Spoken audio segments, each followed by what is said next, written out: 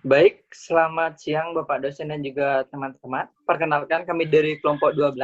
Di sini kami akan mempresentasikan mengenai lembaga keuangan bukan bank, lembaga keuangan internasional ADB dan IMF. Sebelum masuk ke materi, langkah baiknya saya memperkenalkan anggota kami. Yang pertama itu ada Kadek Cahayantika Asrawan Nimakir 273. Kemudian yang kedua ada Agung Madewi Dentara Nimakir 301. Kemudian yang ketiga ada saya sendiri, Rizky Bimantara, Nimakir 303, dan kemudian terakhir ada Rinaldi Ignatius, Nimakir 055. Materi pertama akan dibawakan oleh Agung Madewi Dentara.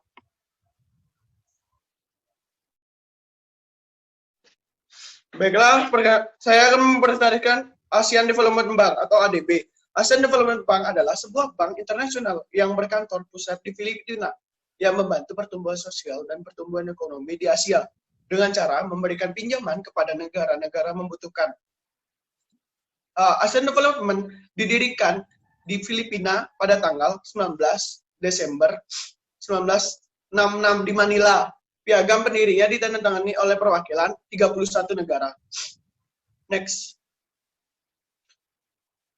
Tujuan-tujuan ADB atau Bank ASEAN Development yang pertama adalah memberikan pinjaman dan melakukan investasi modal untuk mempercepat pertumbuhan sosial dan ekonomi negara berkembang. Yang kedua adalah memberikan bantuan teknis dalam rangka persiapan dan pelaksanaan proyek pembangunan. Yang ketiga, mempromosikan investasi untuk sektor publik dan swasta untuk tujuan pembangunan. Yang keempat, membuat tanggapan terhadap permintaan tenaga teknik dan negara anggota dalam rangka koordinasi perencanaan dan penyusunan kebijakan.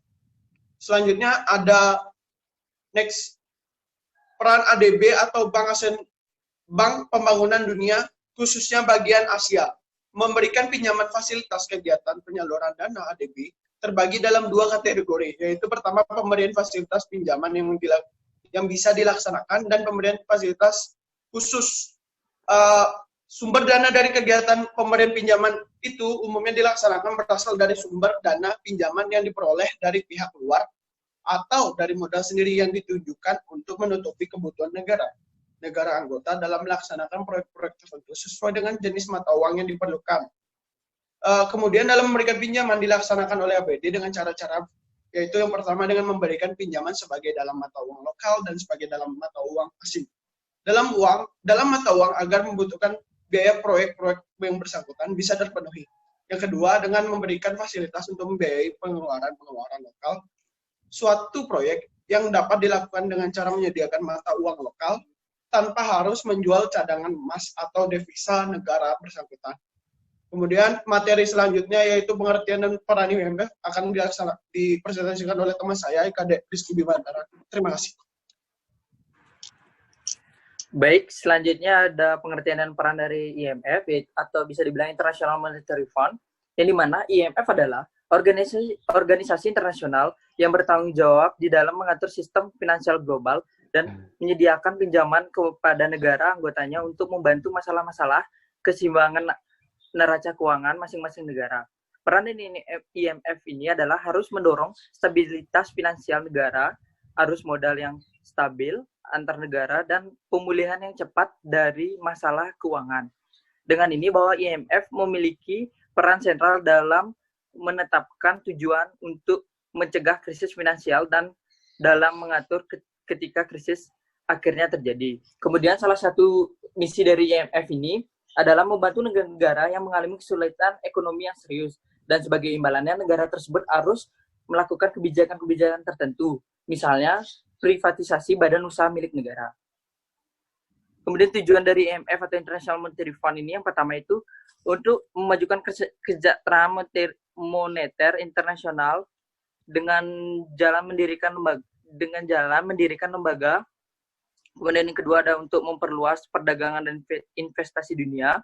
Kemudian yang ketiga untuk memajukan stabilitas kurs valuta asing. Kemudian yang keempat untuk membatasi praktek-praktek pembatasan terhadap pembayaran internasional. Kemudian yang kelima untuk menyediakan dana yang dapat dipinjamkan dalam bentuk pinjaman jangka pendek atau jangka menengah yang dibutuhkan guna mempertahankan kurs valuta asing yang stabil selama neraca pembayaran mengalami defisit yang sifatnya sementara sampai dapat diatasi dengan jalan menyelesaikan tingginya kurs devisa. Kemudian terakhir ada untuk memperpendek dan memperkecil besarnya defisit atau surplus neraca pembayaran. Next. Baik, materi berikutnya yaitu peran ADB dan IMF bagi Indonesia. Sejarah dan perkembangannya. Yang pertama yaitu peran ADB. Yang pertama, bantuan yang bersumber dari ADB diarahkan pada penciptaan pelayanan umum dan sarana penunjang termasuk modernisasi bidang komunikasi dan serta peningkatan pendidikan dan jasa angkutan. ADB juga memberi pinjaman yang juga diarahkan pada pengembangan dan perluasan usaha industri yang telah ada, yakni sektor perkebunan, pertanian, perhubungan, dan prasarana dan sarana seperti pabrik semen dan besi baja. Bantuan juga diarahkan pada pengembangan berbagai industri yang menunjang pertanian seperti pabrik pupuk dan peralatan pertanian, pengembangan industri dasar, dan pembentukan industri baru guna menunjang sektor pertanian, peternakan, perkebunan, pertambangan, perdagangan, dan perluasan pemanfaatan sumber daya alam. Bantuan ADB juga disalurkan melalui perbankan untuk membangun perumahan, pengembangan, dan pembinaan usaha-usaha kecil dan menengah yang bersifat padat karya. Selanjutnya peran IMF akan dijelaskan oleh rekan saya yaitu Rinaldi. Materi terakhir yaitu peran IMF. Dalam membantu krisis keuangan di Indonesia, yaitu membantu pemerintah dalam mengatasi krisis keuangan. Keuntungan yang diperoleh yaitu dengan adanya pinjaman dari luar negeri seperti IMF, maka dana tersebut dapat digunakan oleh pemerintah untuk memperbaiki perekonomian dalam negeri. Pada Oktober 1966, pemerintah Soekarno menjalankan program stabilitas yang dirumuskan dengan bantuan IMF dan menghapus semua langkah-langkah nasional pemerintahan Soekarno. Program tersebut adalah menghapus semua diskriminasi terhadap investasi istimewa pada sektor publik, termasuk menghapuskan sistem kontrol mata uang asing yang diberlakukan oleh rezim Soekarno. Kemudian IMF membatasi pembelanjaan pemerintah agar tidak melebihi 10% dari pendapatan nasional. Lalu dengan lahirnya Undang-Undang Investasi Asing tahun 1967.